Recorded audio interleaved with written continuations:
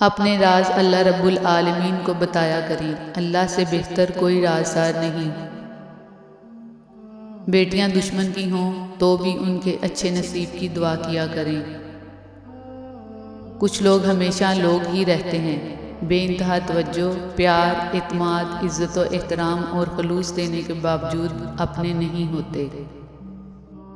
کچھ لوگ جنگلی جھاڑیوں کی طرح ہوتے ہیں، ان سے الجھنے کی بجائے بچ کر نکلنے میں ہی بھلائی ہوتی ہے۔ جو لوگ اپنی سوچ نہیں بدل سکتے وہ کچھ بھی نہیں بدل سکتے۔ خاموشی سب سے زیادہ آسان کام اور بہت زیادہ نفع بخش عادت ہے۔ لوگوں کی باتوں کو دل پر مت لیا کریں۔ لوگ تو امرود کو بھی میٹھا ہونے کی شرط پر خریدتے ہیں اور بعد میں نمک لگا لگا کر کھاتے ہیں۔ خاموشی سے بڑا کوئی جواب نہیں ہوتا، لیکن خاموشی سے بڑا کوئی عذاب بھی نہیں ہوتا۔ الفاظ ہی سب کچھ ہوتے ہیں، دل جیت بھی لیتے ہیں، دل چیر بھی دیتے ہیں۔ محبتیں اعزاز ہوتی ہیں، مگر جب یہ خیرات بن جائیں تو کشکول توڑ دینا ہی بہتر ہوتا ہے۔ بے حساب حسرتیں نہ پالیے، جو ملا ہے اسے سنبھالیے۔ کبھی کبھی کچھ لوگ آنکھوں میں کوئی ایسی دھول جھونک جاتے ہیں کہ انسان پہلے سے بہتر دیکھنے لگتا ہے۔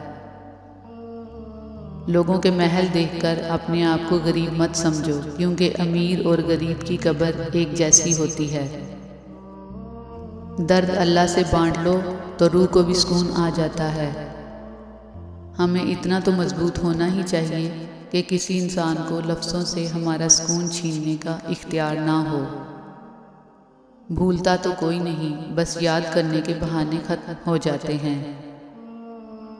کسی غمزدہ کی آنکھ سے آنسو چرا کر اس کے چہرے پر خوشیاں بکھیرنا عظیم نیکی ہے۔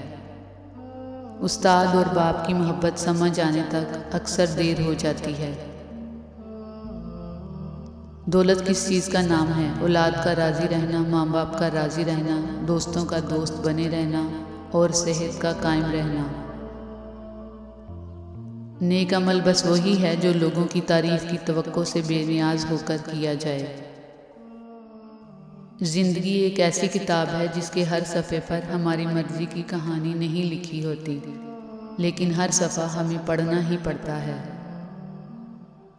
ایک بات یاد رکھیں، جب آپ کسی کا اچھا کر رہے ہوتے ہیں تب آپ کا بھی کہیں اچھا ہو رہا ہوتا ہے۔